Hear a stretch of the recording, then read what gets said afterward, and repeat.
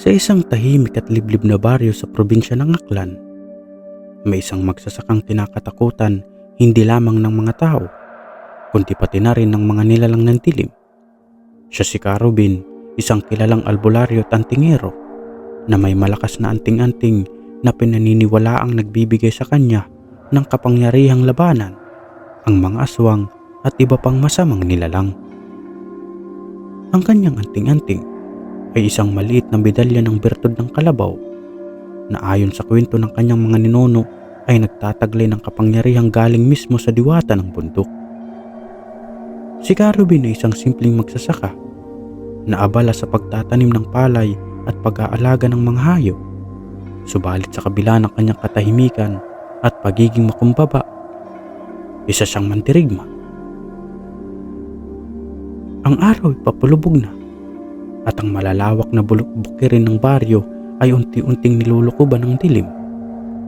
Tulad ng nakagawian, si Carubin ay nasa gitna ng kanyang palayan.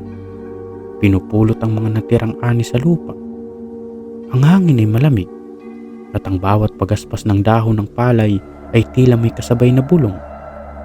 Hindi niya ito pinapansin, ngunit sa kanyang puso, alam niyang hindi siya nag-iisa.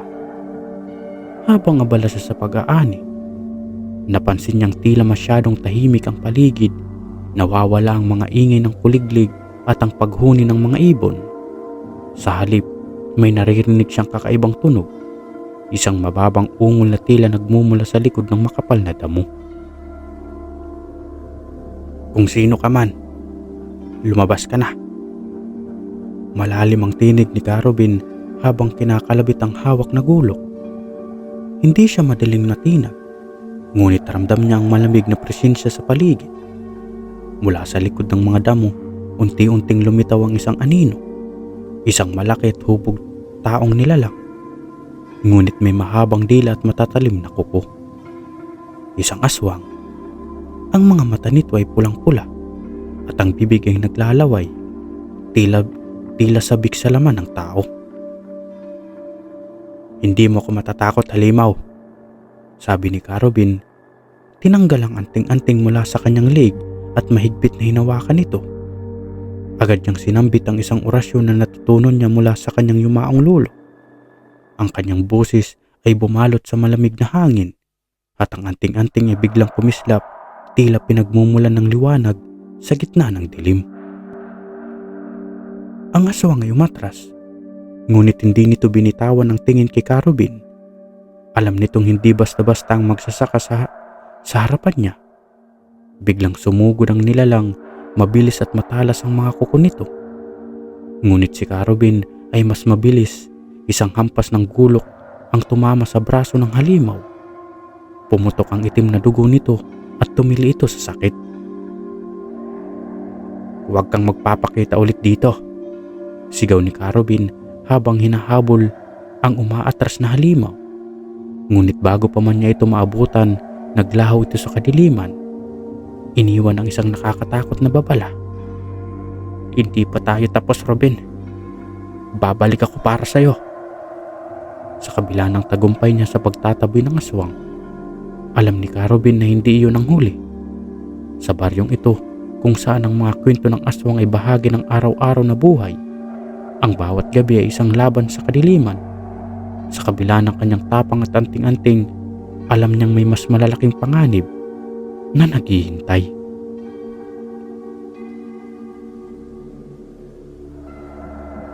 Kinabukasan, ang baryo ay puno ng balita tungkol sa nilalang na nakita malapit sa bukirin ni Carubin. Ang mga matatandang nagkukumpulan sa kubo ng barangay ay nag-uusap-usap. Ang kanilang mga busis puno ng takot at kaba. "May aswang na naman sa paligid.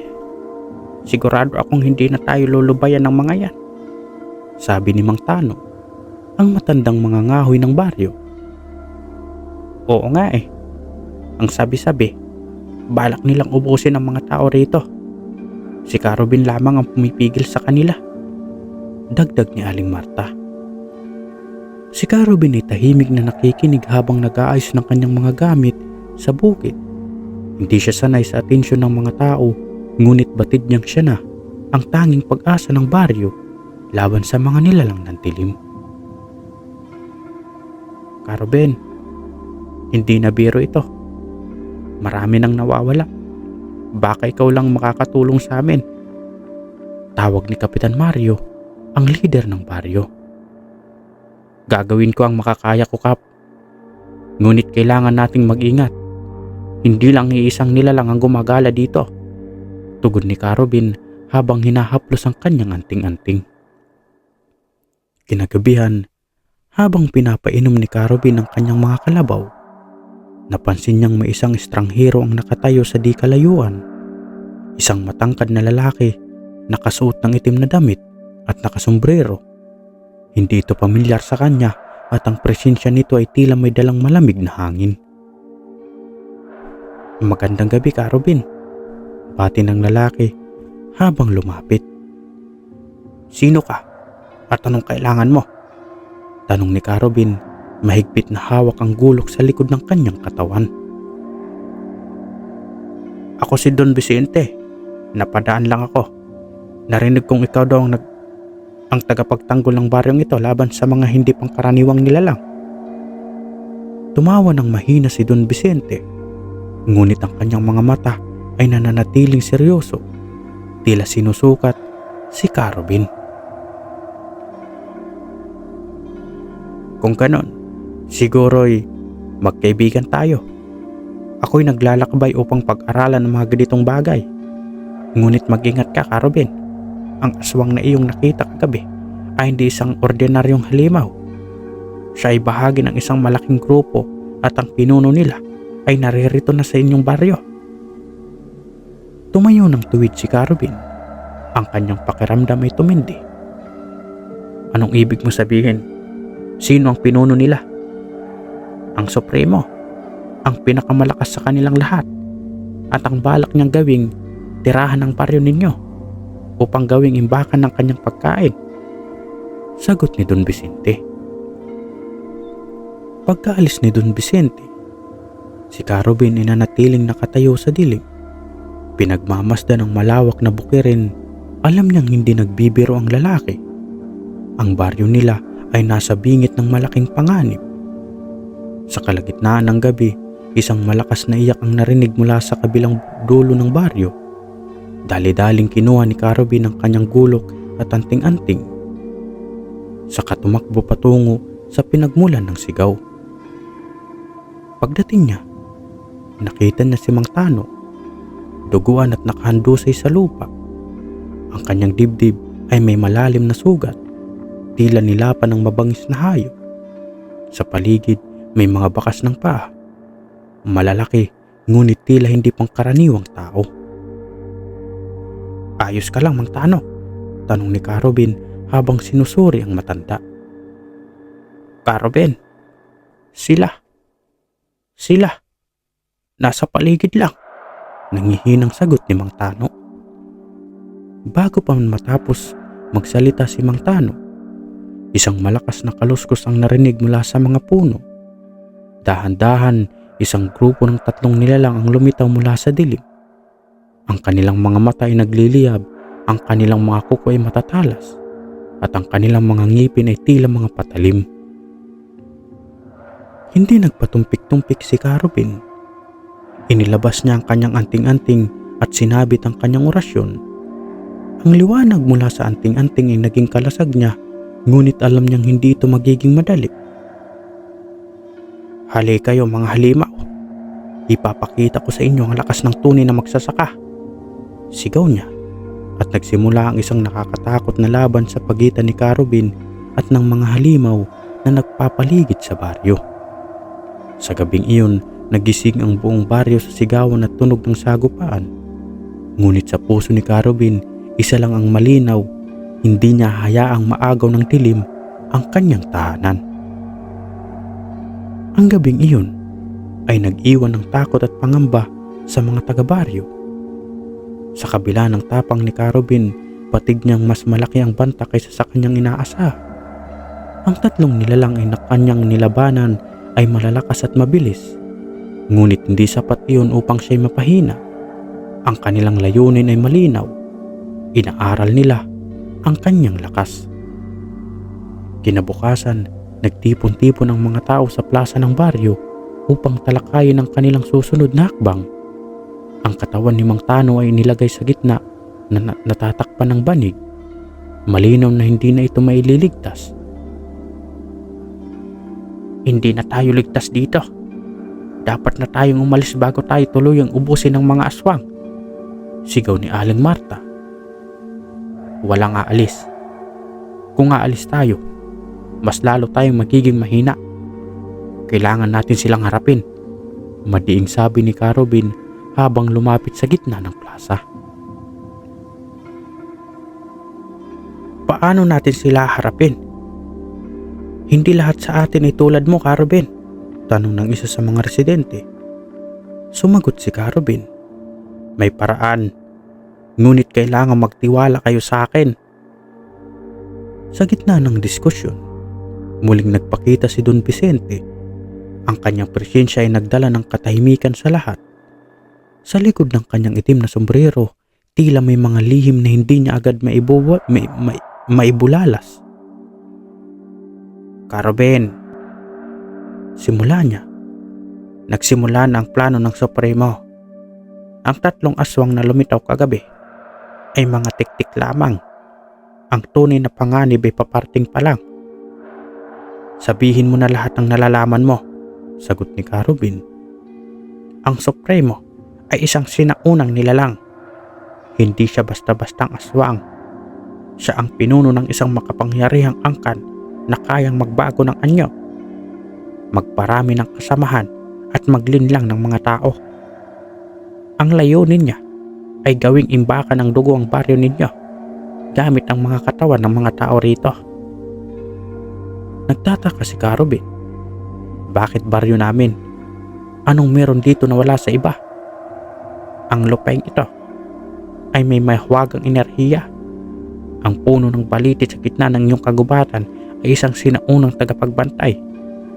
Kapag naangkin ito ng Supremo, mas lalakas siya at mas lalaki ang kanyang saklaw, paliwanag ni Don Vicente. Muling bumalik si Carobin sa kanyang bahay upang ihanda ang kanyang mga kagamitan. Kinuha niya ang mga espesyal na dahon ng bayabas, bawang at asin, mga sangkap na ginagamit upang labanan ang mga aswang. Inilabas din niya ang kanyang gulok na pinahiran ng langis ng niyog na binindisyonan ng isang pari. Sa tulong ni Don Vicente, sinimulan nilang palakasin ang proteksyon ng baryo. Ang bawat bahay ay binibigyan ng mga anting-anting at palaspas upang hindi agad mapasok ng mga aswang. Ang mga residente ay tinuruan ng simpleng orasyon at mga pananggalang upang kahit paano'y may laban sila kung sakaling umatake mula ang mga halimaw.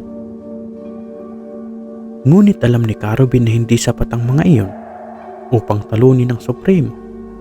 Kailangan niyang harapin ito ng personal. Nang sumapit ang gabi, ang baryo ay tahimik ngunit puno ng tensyon. Ang bawat tao ay nasa loob ng kanilang bahay, nakatitig sa dilim sa labas.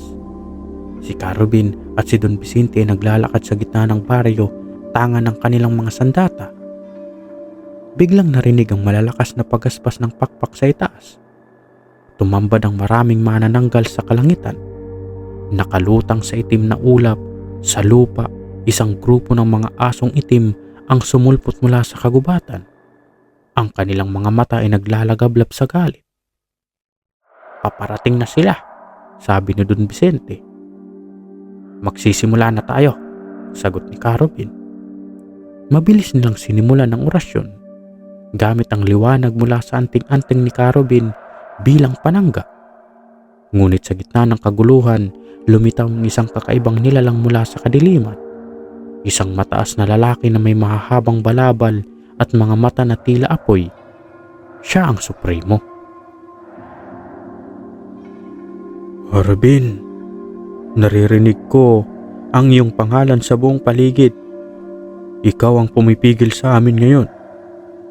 Oras na upang makasan ang labanang ito. Malalim ang busis ng nilalang. Halimaw ka lamang, Supremo, at wala kang lugar sa baryong ito, tugon ni Carobin. Nakangiti ang Supremo habang iniabot ang kanyang kamay. Tingnan natin kung hanggang saan ang tapang mo. At nagsimula ang laban sa pagitan ni Carubin at ng Supremo, isang labang magpapasya sa kapalaran ng buong baryo. Ngunit sa puso ni Carubin, isa lang ang malinaw. Hindi niya hayaang mapasakamay ng Supremo ang kanilang tahanan. Kahit pang kapalit nito ay ang kanyang buhay. Ang sagupaan sa pagitan ni Carubin at ng Supremo ay nagsimula sa isang nakakakilabot na katahimikan. Ang hangin sa paligid ay tila naging mabigat at ang liwanag ng buwan ay natatakpan ng makapal na ulap. Sa kabila ng dilim, ang anting-anting ni Carubin ay naglalabas ng kakaibang liwanag. Animoy apoy na bumabalot sa kanyang katawan. Ang Supremo ay nakatayo lamang, nakangisi habang ang kanyang mga alagad, ang mga aswang, manananggal at asong itim ay naghihintay ng kanyang utos. Carubin, akala mo ba ikaw lang may malakas? Hindi mo ako kilala. Alam ko, isa kang halimaw at sapat na iyon para labanan kita, sagot ni Carubin. Mabilis na kumilos ang Supremo. Lumitaw sa harapan ni Carubin nang hindi inaasahan. Ang kanyang mga kuko ay tila mga patalim at sinubukan nitong sugatan si Carubin, ngunit mabilis ding naiharang ni Carubin ang kanyang gulok na pinahiran ng langis ng niyog. Hindi ka basta-basta makakalapit sa akin, Supremo, sigaw ni Carubin. Sa isang iglap, bumagsak mula sa langit at tatlong manananggal. Bawat isa may matatalim na kuko at malalaking pakpak. Sila'y sabay-sabay na umatake kay Carubin. Ngunit gamit ang kanyang gulok at orasyon na itaboy niya ang mga ito. Ang liwanag mula sa kanyang anting-anting ay nagmistulang apoy na tumupok sa isa sa mga manananggal na bumagsak sa lupa at naglaho. Imposible! Paano mo nagawa yon? Sigaw ng Supremo. Ang anting-anting ko hindi mo kayang talunin, sagot ni Carubin. Habang patuloy ang laban, napansin ni Carubin na hindi pangkaraniwan ang lakas ng Supremo. Ang bawat kilos nito ay puno ng pwersa at tila hindi nauubos ang enerhiya. Sa kabila ng lahat ng atake ni Carubin, nananatiling walang sugat ang Supremo. Bakit hindi ka tinatablan? Tanong ni Carubin habang umiwas sa isang malakas na hampas ng Supremo. Tumawa ang Supremo. Ang kanyang tinig ay puno ng panunuya. Ang lakas ko'y hindi galing sa sarili ko lamang. May pinanggalingan ito na hindi mo matutuklasan. Biglang sumigit si Don Vicente mula sa gilid ng labanan.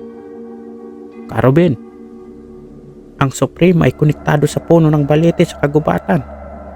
Hanggat hindi nasisira ang puno, mananatili siyang malakas. Napatingin si Carubin kay Don Vicente.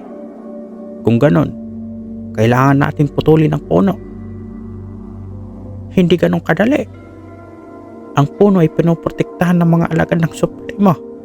At kung hindi natin magawang maubos ang kanilang lakas, tayo ang mauubos, sagot ni Don Vicente.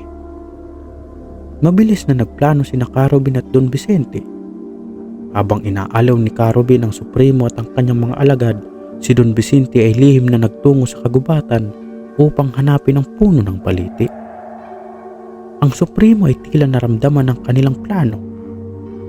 Hindi mo ako malilinlang, Carubin, sigaw niya sabay padala ng mga asong itim upang sundan si Don Vicente. Hindi mo sila mahahabol, sagot ni Carubin habang hinarangan ng Supremo. Gamit ang kanyang gulok, pinilit niyang abalahin ng Supremo at ang mga alagad nito. Ang liwanag mula sa kanyang anting-anting ay tila nagiging mas maliwanag habang tumatagal ang laban. Samantala, si Don Vicente ay nakarating na sa gitna ng kagubatan. Ang puno ng baliti ay napakalaki at balot ng makakapal na ugat. Sa paligid nito, maraming aswang nakapalibot, tila pinoprotektahan ng puno mula sa sinumang lalapit. Habang abala si Carubin sa pakikipaglaban sa Supremo, sinimulan ni Don Vicente ang pagbigkas ng isang sinaunang orasyon na natutunan niya mula sa kanyang mga ninuno. Ang kanyang mga salita ay nagdulot ng pagkilos ng lupa at ang mga aswang na nagbabantay sa puno ay nag-umpisang umatras. Ngunit hindi sila tuluyang nawala. Sa baryo, naramdaman ni Carubin ang epekto ng orasyon. "Don Vicente, bilisan mo!" sigaw niya habang pilit na nilalabanan ng Supremo. Ang Supremo ay nagalit at ang kanyang katawan ay biglang nagbago. Ang kanyang balat ay naging makintab, ang kanyang mga kuko ay humaba at ang kanyang mga mata ay nag-aapoy. "Hindi mo ako matatalo, magsasaka. Ang lakas ko'y walang hanggan." Ngunit sa kabila ng lahat, nanatiling matatag si Carubin. Walang lakas na mas malakas kaysa sa tapang ng isang taong nagmamahal sa kanyang lupain. Sa kanyang huling pag-atake, inipon ni Carubin ang lahat ng enerhiya ng kanyang anting-anting at inatake ang Supremo gamit ang kanyang gulok. Ang liwanag mula sa anting-anting ay bumalot sa Supremo at siya'y napasigaw sa sakit. Kasabay nito, narinig ni Carubin ang malakas na pagkalabog mula sa kagubatan na naputol na ang puno ng baliti. Sa pagkawasak ng puno, ang Supremo ay humina at tuluyang bumagsak sa lupa. Ang kanyang mga alagad ay naglaho at ang baryo ay muling naging tahimik. Si Carubin ay napaupo, pagod ngunit masaya. Mula sa kagubatan, lumabas si Don Vicente, duguan ngunit may ngiti sa kanyang mukha. "Tapos na, Carubin. Wala na ang Supremo." "Tapos na," sagot ni Carubin habang nakatingin sa kalangitan. Ngunit alam niyang hindi iyon ang huling laban. Sa gabing iyon, muling nanumbalik ang kapayapaan sa baryo. Ngunit para kay Carubin, isa lamang ito sa maraming laban na kanyang haharapin. Alam niyang sa bawat dilim na kanyang nilalabanan, may panibagong liwanag na darating. Ang baryo ay muling nabalot ng katahimikan matapos mapatay si Supremo. Subalit sa puso ni Carubin may namumuong hinala. Hindi may kakaila ang bigat ng kanyang mga karanasan sa nakaraang laban. Ngunit alam niyang hindi pa tapos ang lahat. Sa kalagitnaan ng gabi, habang nagpapahinga si Carubin sa kanyang kubo, naramdaman niya ang kakaibang kilabot sa hangin. Tumilaok ang mga manok ng hindi oras at ang mga aso ay nag-ulol sa pag-aalulong. Napatayo siya mula sa kanyang papag, tangan ng kanyang gulot at anting-anting na isinabit sa kanyang liig. "Hindi matatapos ito ng ganito kadali," bulong niya sa sarili. Habang nagmamasid sa labas, nakita ni Carubin si Don Vicente na papalapit. May daladalang isang lampara, ngunit sa kanyang ekspresyon ay tila may mabigat na dalahin. "Carubin, may masamang balita," panimula ni Don Vicente. "Anong nangyari?" tanong ni Carubin habang pilit na hinahanda ang sarili sa sasabihin ng kaibigan. "Nakarating sa akin ang balita mula sa kalapit na baryo. May mga kabataang nawawala at ayon sa mga nakaligtas, may nilalang na may pakpak na umatake sa kanila." Napakunot ang noo ni Carubin. Hindi ba't naubos na ang alagad ng Supremo? Akala natin ganoon. Ngunit may nagsasabi na may mas malalakas na nilalang ang darating. Ang pagkamatay ng Supremo ay nagdala ng pansin mula sa iba pang mga aswang sa paligid, sagot ni Don Vicente. Kinabukasan, nagpasya si Carubin at Don Vicente na magtungo sa isang matandang ermitanyo na kilala sa baryo bilang si Lolo Apong. Si Lolo Apong ay isang dating albularyo na nagretiro matapos ang maraming laban sa mga aswang. Pagdating nila sa kubo nito, bumungad sa kanilang matanda na tila naghihintay sa kanilang pagdating. "Nararamdaman ko inyong pag-alala," sabi ni Lolo Apong habang pinapasok sila sa kanyang tahanan. "Ano ang iyong nalalaman, Lolo Apong?" tanong ni Carubin. Tumitig si Lolo Apong sa kanya. "Ang pagkamatay ng Supremo ay nagdulot ng pagkawatak-watak ng kanilang mga alagad. Ngunit hindi iyon nangangahulugan ng kanilang kawalan. Sa katunayan, ang kanilang pinuno, ang Haring Itim, ay tiyak na magpapadala ng kanyang mga anak upang maghigante. Anong klaseng nilalang mga iyon? Tanong ni Don Vicente. Ang mga ito'y hindi pangkaraniwang aswang. Sila'y tinatawag na tagapagmana ng kadiliman. Sila ang pinakamatibay at pinakamabilis, at ang kanilang layunin ay sirain ang lahat na nagtatangkang kumontra sa kanilang lahi. Paliwanag ni Lolo Apong. Sa gabing iyon, habang nagpapahinga sina Carubin at Don Vicente sa kanilang mga bahay, isang malakas na sigaw ang pumukaw sa kanilang diwa. Nagmula ito sa gitna ng baryo. Sa pagdating nila sa lugar ng ingay, nakita nila ang tatlong nilalang na nakatayo sa gitna ng plaza. Ang una ay isang babae, may mahabang pakpak. Ang pangalawa ay isang lalaking may matutulis na kuko at pulang mga mata. At ang pangatlo ay isang nilalang na animoy kalahating tao at kalahating hayop. Ako si Malvina, sabi ng babaeng may pakpak, ang kanyang boses malamig at nakakakilabot. Kami ang mga tagapagmana ng kadiliman at dumating kami upang wakasan ang iyong kabayanihan. Agad na sumugod ang mga residente ng baryo, ngunit isang kumpas lamang mula kay Malvina at bumagsak ang lahat ng tao sa lupa. Animoy nawalan ng lakas, tanging sina Carubin at Don Vicente ang naiwan na nakatayo. Ang kanilang mga anting-anting na pumipigil sa miwagang epektong ng nilalang. Hindi kayo makakalusot dito, sigaw ni Carubin, itinaas ang kanyang gulo. Ngumiti si Malvina. Subukan mo akong pigilan, magsasaka. Mabilis ang naging kilos ng tatlong tagapagmana habang umatake si Carubin kay Malvina. Inatake naman ng lalaking may pulang mata si Don Vicente.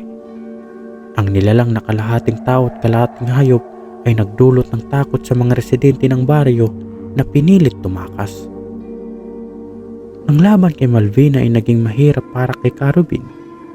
Ang kanyang mga galaw ay mabilis at ang kanyang pakpak ay ginagamit niya upang umatras sa matake ng sabay. Ngunit sa bawat tampas ng bulok ni Carubin, naglalabas ito ng liwanag na tila nasasaktan ng nilalang. Hindi mo ko kayang talunin, Malvina, sigaw ni Carubin habang pilit niyang sugatan ang pakpak nito. Ang babaeng aswang ay napasigaw sa sakit, ngunit mabilis na nakabawi at muling umatake. Samantala, si Don Vicente ay patuloy na nakikipagkawala ng mga orasyon upang protektahan ang sarili mula sa mga atake ng pulang mata ng nilalang. Ngunit ang nilalang ay tila hindi tinatablan ng mga simpleng orasyon.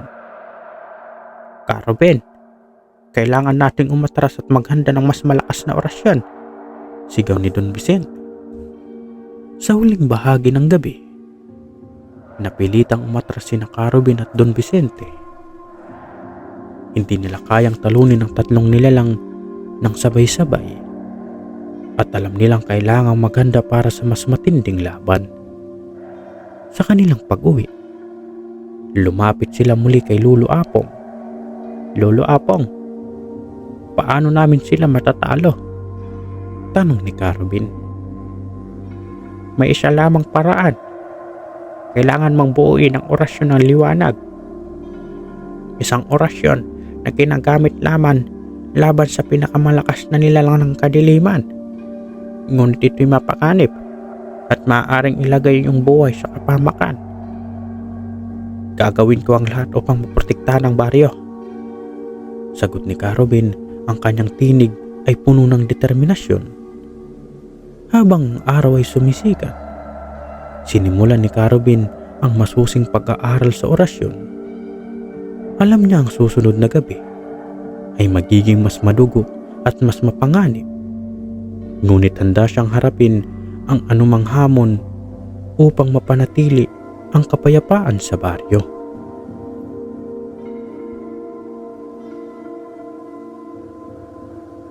Habang ang araw ay unti-unting sumikat sa baryo, nagsimula na ang bagong hamon para kay Carobin. Alam niyang nalalapit na gabi ay magdadala ng mas matindi at mas mapanganib na laban. Sa tulong ni Lolo Apong at ni Don Vicente, inihanda niya ang sarili para sa orasyon ng liwanag, ang tanging sandata na maaaring magwakas sa mga tagapagmana ng kadiliman. Sa loob ng kubo ni Lolo Apong, inilabas ng matanda ang isang lumang aklat na puno ng mahika at dasal na ipinamana sa kanya ng kanyang ninuno. Ang aklat na ito ay naglalaman ng mga orasyon na kayang tumalo sa pinakamalalakas na aswang, ngunit bihira itong gamitin dahil sa bigat ng kapalit nito. Kailangan mong maintindihan, Carobin. Ang orasyong ito ay hindi simpleng dasal. Kakailanganin nito ang iyong buong lakas at tapang. Sa bawat salitang bibigkasin mo, sinisip-sip nito ang iyong enerhiya. Kapag hindi mo ito natapos, maaari kang mamatay, sabi ni Lolo Apong habang ipinapakita ang pahina ng orasyon ng liwanag. Wala akong pakialam. Kung ito ang tanging paraan para protektahan ang baryo, gagawin ko, sagot ni Carobin nang walang pag-aalinlangan. Tumingin si Don Vicente kay Carobin, puno ng pag-aalala. Kaibigan, handa akong tumulong. Kung kaya kong akuin ang bahagi ng bigat, sasamahan kita. Maraming salamat, Vicente. Ngunit alam kong ako ang pinagkakatiwalaan ng anting-anting na ito. Ako ang may responsibilidad, sagot ni Carobin. Sa maghapon, tinuruan ni Lolo Apong si Carobin ng tamang paraan ng pagbigkas ng orasyon. Kailangan itong bigkasin ng walang mali o pagkakamali, sapagkat kahit isang salitang mali ang sabihin ay maaaring magdulot ng kapahamakan.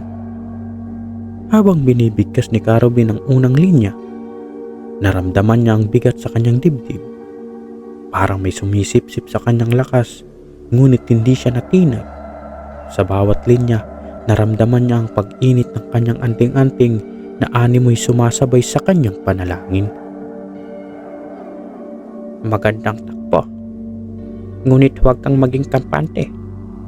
Kapag ginamit mo ito sa laban, ang presensya ng mga tagapagmana ay maaari magpalubhan ng epekto nito, sabi ni Lolo Apong. Habang nag-iinsayo si Carobin, isang malakas na kalabog ang gumulat sa kanila mula sa labas ng kubo. Agad nilang kinuha ang kanilang mga sandata at lumabas. Doon nila nakita ang isang mga nilalang na tagapagmana, ang pulang mata na si Dagol. Ngumisi si Dagol, ang kanyang matutulis na kuko ay nagniningning sa sikat ng araw. Hindi na kami maghihintay ng gabi. Sisiguraduhin namin hindi ka na makakarating pa sa laban. Wala kang lugar dito, nilalang, sigaw ni Carobin. Itinaas ang kanyang gulok na napabalutan ng liwanag mula sa kanyang anting-anting. Mabilis si Dagol, ngunit mas mabilis ang galaw ni Carobin. Sa isang iglap, nagtagisan sila ng lakas. Ang bawat hampas ng gulok ni Carobin ay nag-iiwan ng maliliit na sugat sa katawan ng aswang, ngunit tila hindi ito sapat upang siya'y mapatay. Hindi mo ko kaya talunin ng mag-isa magsasaka, sigaw ni Dagol, sabay hampas ng kanyang mga kuko na muntik ng tumama kay Carobin. Hindi nagdalawang isip si Don Vicente na sumaklolo.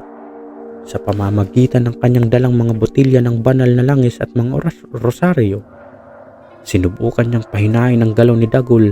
Nagtagumpay siya ng bagya. Bumagal ang kilos ng aswang at nagkaroon ng pagkakataon si Carobin na umatake. Sa isang mabilis na galaw, naputol ni Carobin ang isa sa mga braso ni Dagol. Napasigaw ito sa sakit, ngunit sa halip na umatras, ngumiti ito. Hindi pa tapos ito, magsasaka. Sa susunod na magkita tayo, isiguraduhin kung wala kang lakas na matitira. Bigla itong nawala sa gitna ng makapal na usok, nag-iiwan ng malamig na hangin at isang kakaibang puot sa ere. Matapos ang laban, nagtipon-tipon ang mga residente ng baryo, isa-isang nagdala ng mga tao ng kanilang sariling mga anting-anting, rosaryo at kahit na mga gulok at sibat. Sa pamumuno ni Carobin at Don Vicente, nagsimula silang maghanda para sa darating na gabi. Hindi lang ako ang lalaban. Kailangan natin magkaisa kung gusto nating mabuhay. Ang baryong ito ay para sa ating lahat, kaya't sama-sama nating ipagtatanggol ito, sabi ni Carobin. Bumuo sila ng mga barikada, naglagay ng asin sa mga pinto at bintana, at naghanda ng mga itak na binasbasan ng banal na tubig. Ang bawat isa ay nag-alay ng dasal, inihiling ang proteksyon ng may kapal laban sa darating na kadiliman. Habang papalapit ang gabi, nagtipon-tipon sina Carobin, Don Vicente at Lolo Apong sa gitna ng baryo. Dala-dala ni Carobin ang kanyang gulok at ang anting-anting na tila mas kumikislap kaysa dati. Sa kanyang puso, naroon ang determinasyon na tapusin ang lahat ng ito. Ang darating na laban ay magiging matindi, ngunit huwag kayong mawawala ng pag-asa. Tandaan, nasa panig natin ang liwanag, sabi ni Lolo Apong. Sa pagdating ng dilim, unti-unting naramdaman ng baryo ang presensya ng mga tagapagmana ng kadiliman. Sa hangin ay naroon ang malamig na kilabot at sa bawat sulok ay tila may mga matang nakamasid. Ihanda ang sarili. Ito na ang simula ng wakas, bulong ni Carobin sa sarili. Ang dilim ng gabi ay mas makapal kaysa dati. Ang kalangitan ay tinakpan ng maiitim na ulap at ang hangin ay malamig na animoy may dalang sumpa. Ang baryo ay bulot ng katahimikan, ngunit bawat residente ay gising. Tangan ng kanilang mga sandata, naghahanda sa papalapit na pagsalakay ng mga tagapagmana ng kadiliman. Sa gitna ng baryo, naroon si Carobin. Ang kanyang gulok ay kumikinang sa liwanag ng kanyang anting-anting. Sa tabi niya, si Don Vicente, bitbit ang mga botelya ng banal na langis at rosaryo, at si Lolo Apong tahimik nang nagdarasal. Biglang narinig ang isang malakas na pag-ugong mula sa kagubatan. Kasabay nito ang mga malalalim na alulong at talakak na tila nagmumula sa iba't ibang direksyon. Nang masdan ng mga tao, unti-unting lumitaw mula sa dilim ang mga anino ng mga aswang. Ang kanilang mga mata ay nagliliyab at ang kanilang mga ngipin ay matalim na parang punyal. Huwag kayong matakot. Ang liwanag ng ating pananalig ang magtatanggol sa atin, sigaw ni Carobin. Agad na sumugod ang unang pangkat ng mga aswang, mga halimaw na may mahahabang kuko at nakakalukong ngisi. Pinangunahan ni Carobin ang depensa gamit ang kanyang gulok na balot ng enerhiya mula sa anting-anting. Isang mabilis na hampas ang nagpatumba sa unang aswang. Naglalabas ng mga masangsang na usok mula sa sugat nito. Ang mga residente naman ay nagbagsak ng asin at banal na tubig sa mga aswang. Nagdulot ng masakit na sigaw mula sa mga halimaw. Si Don Vicente ay mabilis na nagdasal, nagbasbas ng mga sibat at nagbato ng botelya ng banal na langis na sumiklab sa apoy nang tumama ito sa katawan ng isang aswang. Habang abala ang lahat sa labanan, isang kakaibang presensya ang naramdaman ni Carobin at Lolo Apong. Ang hangin ay biglang naging mabigat at sa bawat paghinga ay parang may bumibigat sa kanilang dibdib. Parating na siya, pulong ni Lolo Apong. Mula sa dilim, lumitaw ang supremo ng mga tagapagmana, si Kamatayan. Ang kanyang anyo ay mas malaki kaysa sa karaniwang aswang at ang kanyang mukha ay puno ng galit at kapangyarihan. Sa kanyang kamay ay may hawak siyang tungkod na tila nababalutan ng itim na apoy. Matagal ko nang ginustong tapusin ang baryong ito, wika ng supremo. Ang kanyang boses ay bumalot sa buong paligid. Ngayon, titiyakin kong mawawala na kayong lahat. Hindi nagdalawang isip si Carobin na harapin ang supremo. Agad siyang sumugod, Ang kanyang gulok ay kumikinang sa liwanag ng kanyang anting-anting. Ngunit sa bawat hampas niya, tila walang epekto ito sa Supremo. Ang kanyang balat ay tila bakal, ang kanyang mga galaw ay mabilis at mapanlinlang. "Hindi mo ako kaya magsasaka," wika ni kamatayan sabay hampas ng kanyang tungkod. Tinamaan si Carubin at tumilapon siya sa lupa. Halos mawalan ng malay. "Ruben, kailangan mong gamitin ang orasyon. Hindi siya basta-basta magpapatumba ng gulok," sigaw ni Don Vicente habang tumutulong kay Carubin na bumangon. Habang nakahiga sa lupa, naramdaman ni Carubin ang pag-init ng kanyang anting-anting. Narinig niya ang tinig ni Lolo Apong sa kanyang isipan. "Ang liwanag ng iyong loob ng iyong sandata. Tandaan mo ang orasyon." Sa kabila ng sakit, tumayo si Carubin at nagsimula siyang bigkasin ang orasyon ng liwanag. Ang bawat salita ay tila humuhugot ng lakas mula sa kanyang katawan. Ngunit kasabay nito ay unti-unting nagliliwanag ang buong baryo. "Hindi mo magagawa yan," sigaw ni kamatayan, ngunit hindi siya makalapit kay Carubin. Ang liwanag na lumabas mula sa magsasaka ay nagsisimula ng sirain ang dilim na bumabalot sa Supremo. Habang patuloy si Carubin sa kanyang dasal, naramdaman niya ang bigat sa kanyang dibdib. Ngunit hindi siya natina. Ang liwanag mula sa kanyang anting-anting ay unti-unting bumalot sa buong baryo, nagpapalaya sa ibang aswang at nagpapahina kay kamatayan. "Hindi ito maaaring mangyari," sigaw ng Supremo. Ang kanyang boses ay napuno ng takot sa unang pagkakataon.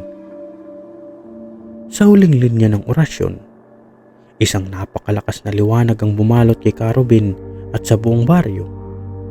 Ang liwanag na ito ay tila purong enerhiya mula sa langit at tumama ito ng diretso kay kamatayan. Isang malakas na pagsabog ang naganap at nang mawala ang liwanag, ang Supremo ay naglaho na parang abo na tinangay ng hangin. Ang natitirang mga aswang ay nagsitakas at ang baryo ay muling napuno ng katahimikan. Si Carubin ay napaluhod, halos mawalan ng malay mula sa sobrang pagod. Lumapit si Don Vicente at si Lolo Apong upang alalayan siya. "Nagtagumpay ka, anak," sabi ni Lolo Apong. Ang kanyang boses ay puno ng pagmamalaki. "Hindi ako nagtagumpay ng mag-isa. Ang buong baryo ang lumaban at ang liwanag ng ating pananalig ang tunay na tumalos sa kadiliman," sagot ni Carubin. Ang pagsikat ng araw, ang baryo ay muling bumalik sa normal. Ang mga tao ay nagtulungan upang ayusin ang mga nasira at ang bawat isa ay puno ng pasasalamat kay Carubin at sa kanilang pagkakaisa. "Carubin, ang kwento ng iyong kabayanihan ay magsisilbing inspirasyon sa ating lahat. Hindi lamang para labanan ang kadiliman, kundi para ipakita ang liwanag ng kabutihan ay laging magtatagumpay," sabi ni Don Vicente. Ngumiti si Carubin. Alam niyang marami pa siyang haharapin sa hinaharap. Ngunit sa araw na ito, natutunan niya ang tunay na lakas ng isang tao ay nagmumula hindi lamang sa anting-anting, kundi sa tapang at pananalig na tumindig para sa kabutihan at kapakanan. Wakas.